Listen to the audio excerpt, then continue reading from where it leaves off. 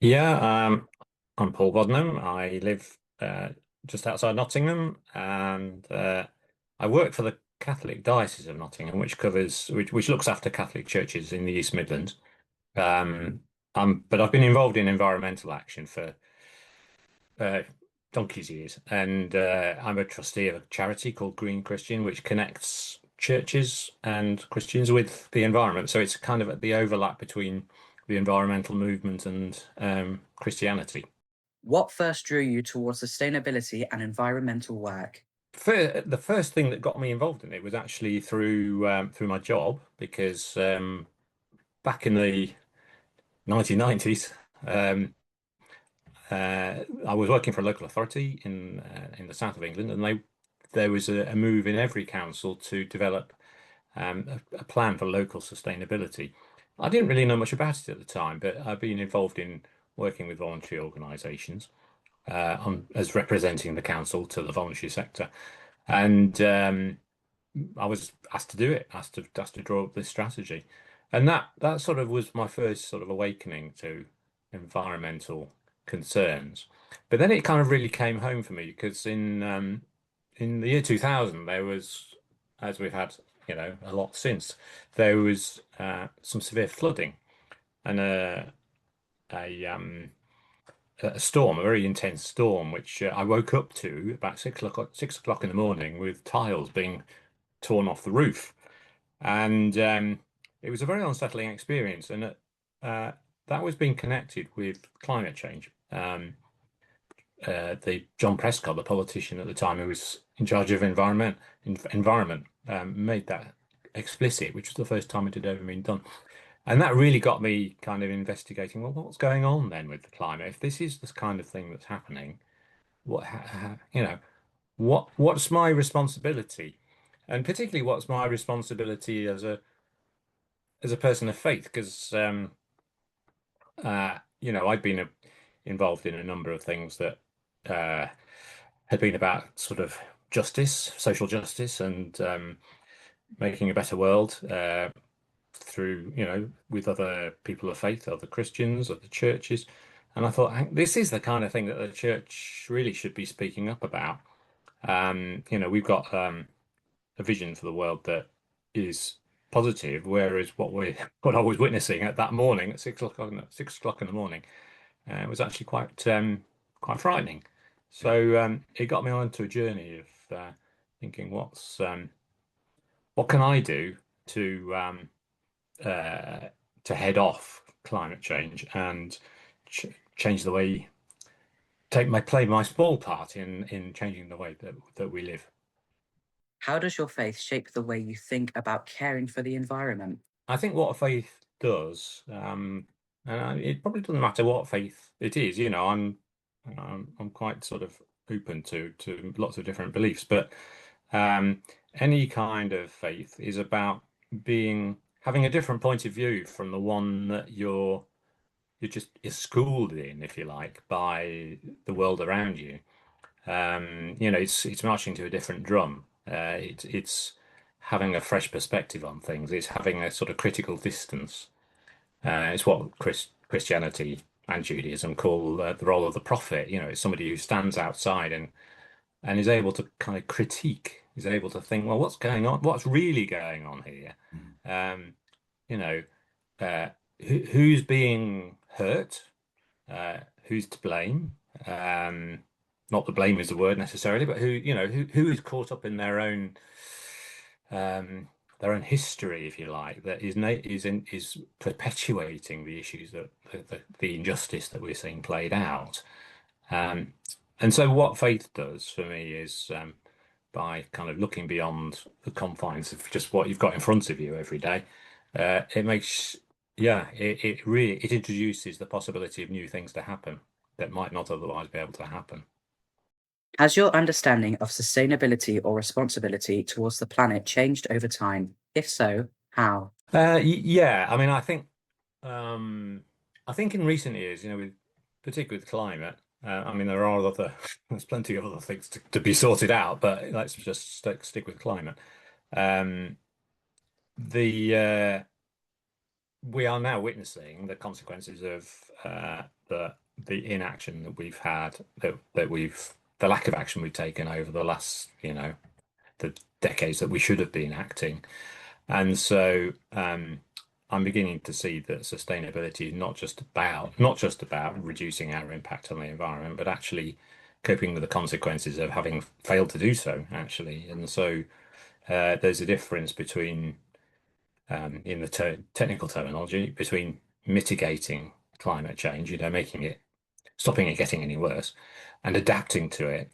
So that's things like, protecting people who are at risk of flooding, uh, uh, thinking about how to um, be a world that can still provide a home for people who are forced from their homes through migration, for instance, because their land no longer produces crops. These are big questions, really big questions, and we do have to take responsibility for them because, we in the Western world are the ones responsible for um, a lot of the climatic uh, problems that are being faced in less developed countries, for instance. What does living sustainably mean to you in everyday life?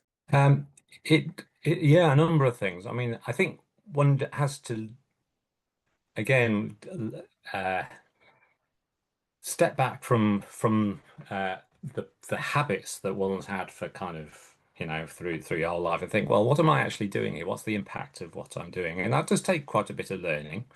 We've just had solar panels installed, and it honestly it took me months to work out what was the right the right thing to do was on the for the house. It's not it does take a bit of research, but it's not really about learning facts. It's about being open to conversion. Pope Francis wrote something called Laudato Si, which is it's a quote from St. Francis of Assisi, actually, title, and it was his kind of environmental manifesto. Um, and he talks about the idea of an ecological conversion. He's not talking about a religious conversion particularly, but he does draw connections between faith and ecology. But he's saying that we all, as humanity, have to go through a conversion to being mindful. So yeah, we can and we must do practical things, but I think what comes first is this sense of um, being one with other people, other species. You know, it's about learning to belong. It's about recognizing that we're actually part of this amazing web of life that we so easily take for granted. So I suppose if there's one simple practical thing to do, um, actually to start with, it's simply to be thankful. It's simply to be grateful for life and for the world that we experience around us. And then that equips us to cherish it. What challenges do you see people facing when they're trying to make positive environmental changes? I think it can cost money. And I think particularly for young people and people who don't have the resources that uh some people who might be able to afford, an electric car or whatever. Just look at the difference of cost between an electric car and a petrol one. It's coming down, but um, cost is an issue. It costs more to eat organic and to protect the planet than it does to eat food that's, produced industrially. And why is that? Um, it's because the system is rigged against um, simple solutions. It's rigged in favor of capital, in favor of everybody and everything that stands to make money from an unsustainable way of living. So I think an important part of learning to live sustainably is actually doing what we can to, I'm going to sound quite radical here, but to dismantle the system that got us here in the first place. Um, so yes, we should do our thing, what we can, eat healthily, eat sustainably, do all those things that we can do to reduce our energy consumption. But actually, we have to uh, vote, or we have to demand that the system changes so that it favors pro-environmental behavior. And we've got some way to go on that. In your experience, how are social justice and environmental issues connected? It's obvious. It's an obvious sort of consequence of environmental damage that it's the most vulnerable who suffer the most. Um, we can see this, obviously with climate change caused by rich Western countries, but really felt most the damage is most keenly felt by uh, countries sort of south of the equator and countries that live closer to the Earth. Um, and so that in itself is a matter of social justice. It means that a whole lot of um, the benefit the rich countries have gained from their abuse of the environment, um, they have to be paid for. So, there's a lot of debate going on about what countries like ours owe to the global majority, the global South, um, to help them help poorer countries protect themselves from climate change. And we really do need to step up as a nation and put money into helping them protect themselves because it's ultimately in our interests. It produces a more stable world. Um, so yeah, it's definitely about social justice that internationally, and it's the same at local level as well within the UK. But it's a matter of self-interest as well. We're going to have a more cohesive world, a happier society, if we look after each other, if we act against the growing sort of polarization that there is between rich and poor, which climate change, for instance, will only make worse if we don't get on top of it. What gives you hope when you think about the future of the planet and local communities? We've grown used to an idea that hope is things getting constantly better and better. Um, I think in some ways one of the reasons um, why there's such a lot of unhappiness in this country is that um, we've reached a kind of peak, and actually people are finding that things are getting harder.